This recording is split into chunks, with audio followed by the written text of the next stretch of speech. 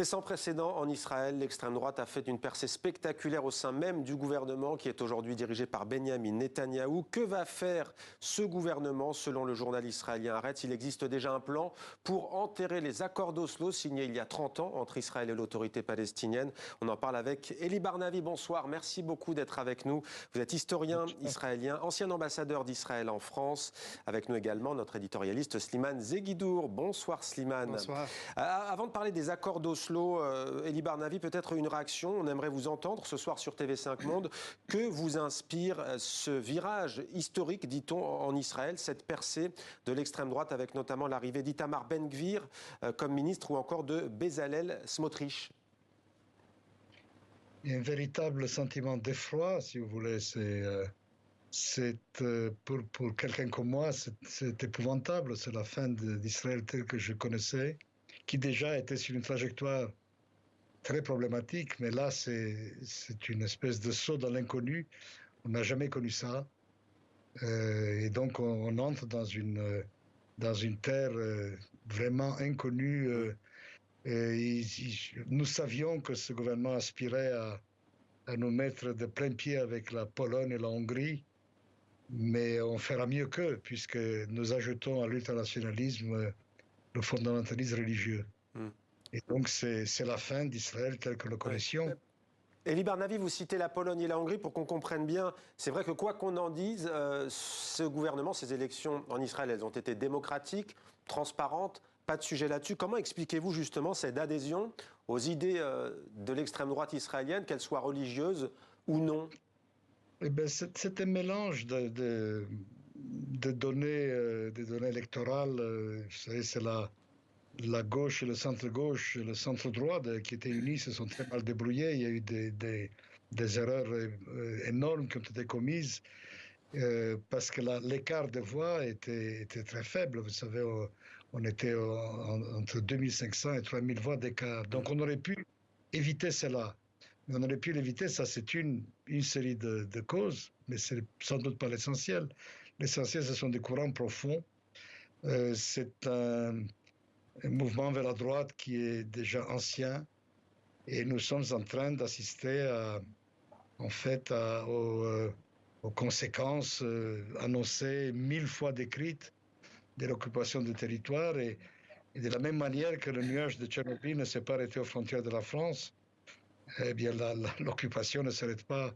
Alors justement, Eli Barnavi, puisque vous parlez de l'occupation des territoires palestiniens, on va voir ce que peut changer cette arrivée en force de l'extrême droite dans le gouvernement israélien, à la fois sur le plan intérieur et pour les Palestiniens. Slimane, il paraît loin le temps des accords d'Oslo. 13 septembre 1993, Yasser Arafat, Yitzhak Rabin, Bill Clinton et Shimon Peres sont donc réunis ensemble, poignée de main historique.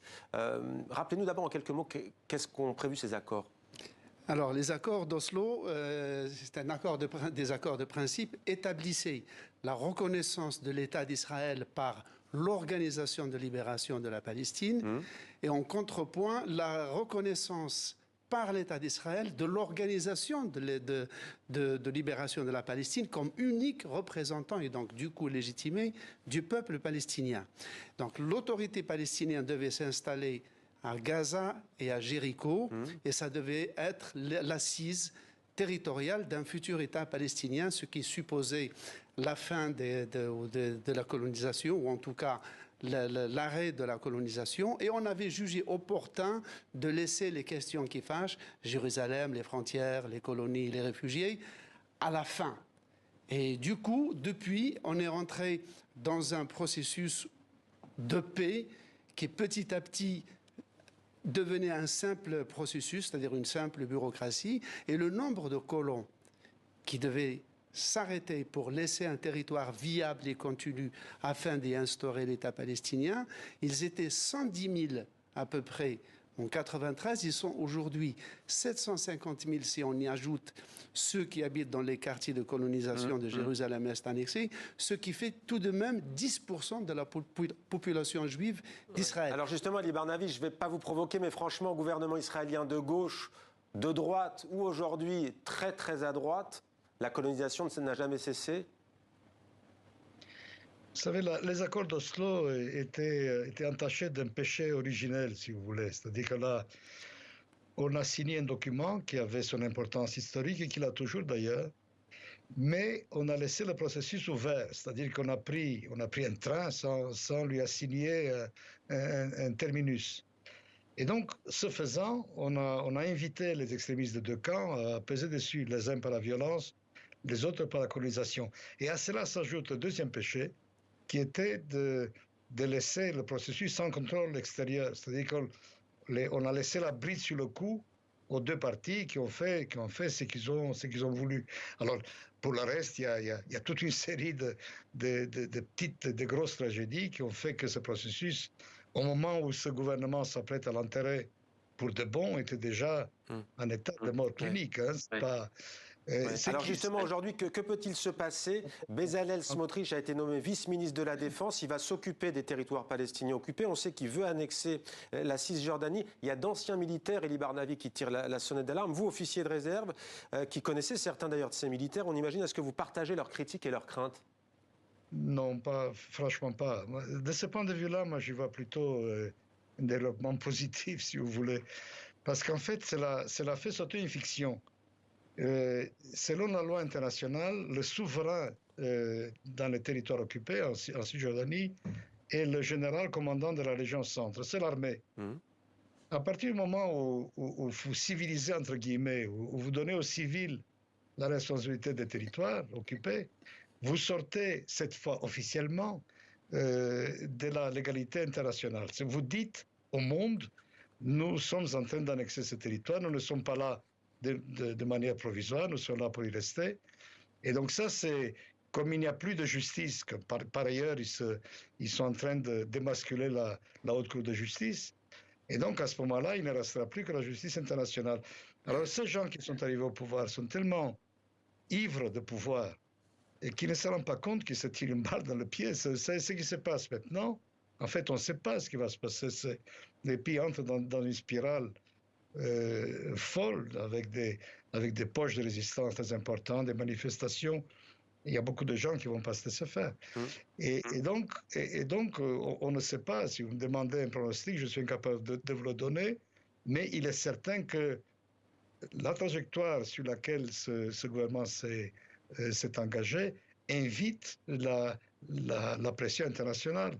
Et alors justement, que peut faire l'Europe? Elie Barnavi, Slimane a une question pour vous à ce sujet. Elie Barnavi, vous avez souvent déploré que l'Union européenne n'intervienne pas plus énergiquement contre l'establishment israélien pour le contraindre à sauver la solution des deux États qui est la plus rationnelle et la plus réalisable.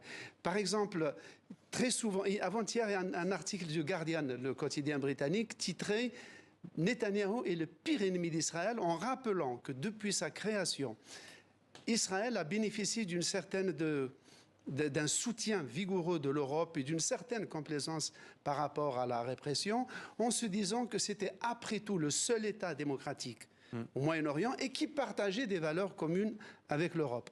Et l'article conclut qu'en disant ces valeurs communes qu'Israël partageait avec l'Europe, ce nouveau gouvernement semble complètement les répudier pour se fixer plutôt sur des valeurs juives contre les valeurs démocratiques. Est-ce que, selon vous, l'Europe peut encore trouver la force en elle-même d'intervenir? Et est-ce qu'il y a autre chose qui pourrait débloquer la situation? Ces fameuses valeurs juives, c'est elles qu'eux les interprètent, vous savez. Ces valeurs sont juives comme les valeurs du régime des mollahs en Iran sont musulmanes. Vous savez, ils sont en train de transformer le judaïsme en une espèce de monstre en le politisant à outrance. Et là, la fiction de valeurs communes avec l'Occident en général, avec l'Europe, mais aussi avec les États-Unis, est en train de sauter. À Washington, comme à Paris et ailleurs, on regarde avec effarement ce qui se passe, mais sans en tirer pour l'instant les conclusions qui s'imposent. Et moi, je pense qu'ils seront bien obligés de les tirer à un moment ou à un autre. Alors, est-ce que c'est l'Union européenne en tant que telle? Est-ce que c'est une coalition de volontaires au sein de l'Europe? Parce qu'on voit mal la Hongrie ou la Pologne, pour ne citer que ces deux pays-là, et qui vont faire barrage à Netanyahou et à ses acolytes. Mais l'Europe utile, n'est-ce pas? Oui, je pense qu'il va y avoir des changements, Et puis, il y a surtout les Américains. Il va y avoir un moment où il faudra que l'administration démocrate se décide. Il y a d'énormes pressions au sein du Parti démocrate. Là, ils sont en train de se préparer des moments très difficiles, d'autant plus que tout le monde sait que pour Netanyahou, tout ça n'est qu'un moyen d'échapper à la justice. Tout ce qu'il fait, il comprend très bien ce qui se passe. Elie Barnavi, pour la première fois, est-ce que vous diriez que ce sont les droits des Israéliens à l'intérieur même d'Israël qui sont menacés, notamment les Israéliens laïcs, les Arabes, la communauté LGBT aussi, dit-on? Et est-ce que vous craignez, comme certaines voix le disent, un risque, peut-être pas de guerre civile, mais en tous les cas d'affrontement à l'intérieur même des frontières d'Israël? Absolument. Moi, quand on dit guerre civile, c'est le réflexe de penser à l'Espagne. Ça n'arrivera pas. C'est pas de ça qu'il s'agit. L'armée sera neutre, mais des violences, des grèves insurrectionnelles, des choses comme ça, oui, c'est la risque d'arriver. Et surtout, un mouvement de désobéissance civile. Parce que les Israéliens n'ont pas voté pour ça. Vous savez, ils ont voté.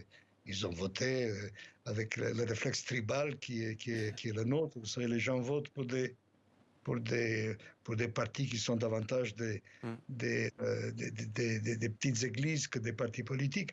Mais c'est pas pour ça qu'ils ont voté. Et lorsqu'ils sentiront véritablement les conséquences de leur vote, je pense qu'ils vont se révolter. Ils ont commencé déjà, y compris d'ailleurs des éléments plus modérés qui ont voté Likoud, le Likoud qui est devenu un parti d'extrême droite et qui a pris le chemin, enfin il se comporte exactement comme le Parti républicain.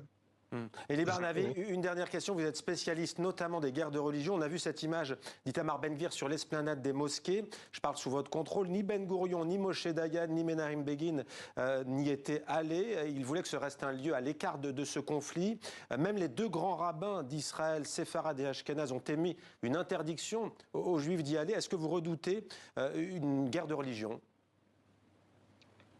Oui, bien sûr. Enfin, ces gens-là la veulent. Ils poussent à cela parce que pour eux, si vous voulez, ce sont des messianiques. Ce sont des gens sincères. C'est ça le drame. En politique, j'ai toujours dit qu'il valait mieux préférer les corrompus que les puristes. Parce que si les corrompus, on peut au moins les acheter. Mais vous me direz, il n'y a pas forcément de contradiction entre les deux.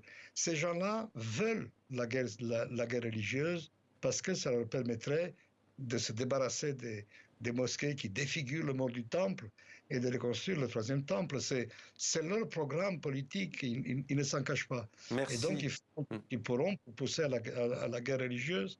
Et je vous laisse imaginer de quoi il aurait l'air à Jérusalem.